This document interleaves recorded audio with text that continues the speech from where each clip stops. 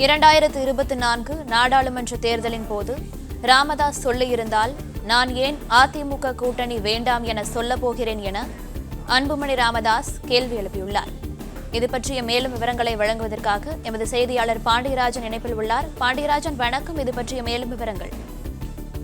கடந்த நாடாளுமன்ற தேர்தலின் போது அதிமுகவுடன் தான் கூட்டணி வேண்டும் என்று சொல்லியிருந்தால் நான் ஏன் உங்க கூட்டணி பேசாமல் இருக்கப் போகிறேன் என அன்புமணி ராமதாஸ் அவர்கள் கேள்வி எழுப்பியிருக்கிறார்கள்.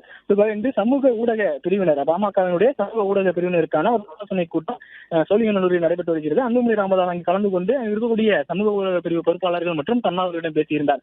அப்போது ராமதாஸ் அவர்கள் தைலாபுரம் தோட்டத்தில் இருந்து ஒரு செய்தியாளர் சந்திப்பில் தெரிவித்திருந்தார், கடந்த நாடாளுமன்ற தேர்தலில் நான் அதிமுக கூட்டணி தான் வேண்டும் என்று சொன்னேன், ஆனால் அன்புமணியும் அவரது மனைவியும் பாஜகவுடனான கூட்டணி வேண்டும் என்று சொன்னார்கள் என்று அவர் குடும்பத்தில் நடந்ததாக சில நிகழ்வுகளை அவர் பதிவு செய்திருந்தார். அதற்கு விளக்கம் அளித்து சமூக ஊடக பிரிவினரிடம் பேசிய அன்புமணி ராமதாஸ் அவர்கள் அவர் பாஜகவுடன் தான் முதலில் கூட்டணி பேச சொன்னார் என்பதை தெளிவுபடுத்தி இருக்கிறார். குறிப்பாக 2024 ஆண்டு ஜனவரி 1ஆம் தேதி புதுவருடம் பிறந்த போது அவரை சந்தித்து என்பதாகவும், அப்போது இந்த ஆண்டு இந்த நாடாளுமன்ற தேர்தலில் யாருடன் கூட்டணி இருவரும் பேசிக் கொண்டதாகவும், அப்போது பாஜகவுடனே பேசலாம், அவர்கள் தான் வருவார்கள் என்ற ஒரு கருத்தை ராமதாஸ் அவர்கள் சொன்னதாக அவர் தெரிவித்திருக்கிறார்.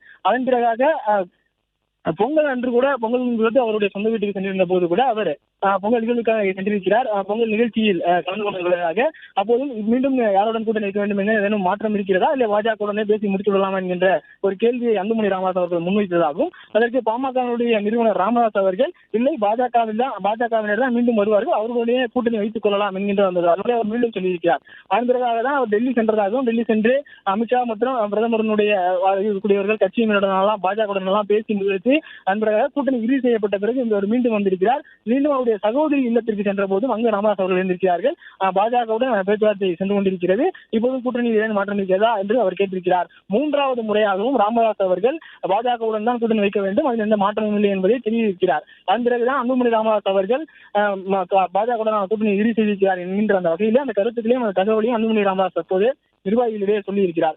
அதே நேரத்தில் சி.வி. சண்முகம் அவர்கள் தைலாபுரம் தோட்டத்திற்கு, அதாவது பாஜகவுடனான கூட்டணி என்பது இறுதி செய்யப்பட்ட பிறகாக 3 நாளைக்கு பிறகு தைலாபுரம் தோட்டத்திற்கு சி.வி. சண்முகம் வந்ததாகவும், அப்போது ராமதாஸ் அவர்களை தொடர்பு கொண்டு அன்புமணி ராமதாஸ் அவர்கள் பேச முயற்சி செய்யும் போது பத்திரிகை வைப்பதற்காக அவர் வீட்டுக்கு வந்திருக்கிறார் என ராமதாஸ் அவர்கள் சொன்னதாகவும் அன்புமணி ராமதாஸ் தெரிவித்திருக்கிறார்.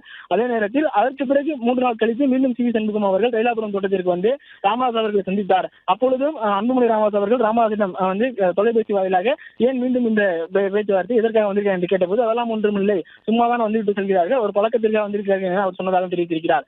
பாஜகவுடனான கூட்டணி பேச்சுவார்த்தை நிறைவு பெற்ற பிறகாக ஏன் என்னை அதிமுகவுடன் கூட்டணி பேச்சுவார்த்தை பேசவில்லை என்கின்ற அவர் வருத்தத்துக்கான காரணம் என்ன என்பதை அவர் இருக்கிறார். அதனை குறித்து எல்லாம் யோசிக்க வேண்டும் என தெரிவித்திருக்கிறார்.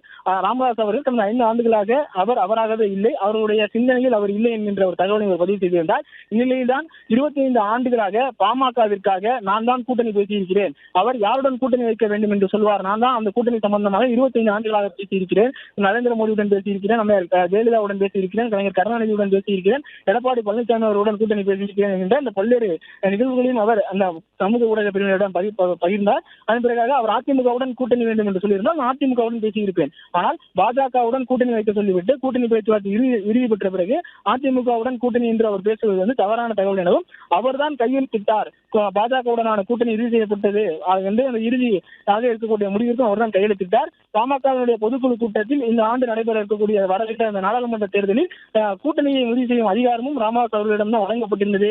அதன் அடிப்படையில் அவருடைய சொல்படி கேட்டுதான் பாஜகவுடன் கூட்டணி அமைக்கப்பட்டது என்கின்றதை சமூக ஊடக பிரிவினர், பாமகவினுடைய சமூக ஊடக பிரிவினருக்கு தெளிவாக அன்புமணி ராமதாஸ் அவர்கள் அவருடைய தரப்பிலிருந்து இந்த விளக்கத்தை வழங்கியிருக்கிறார்.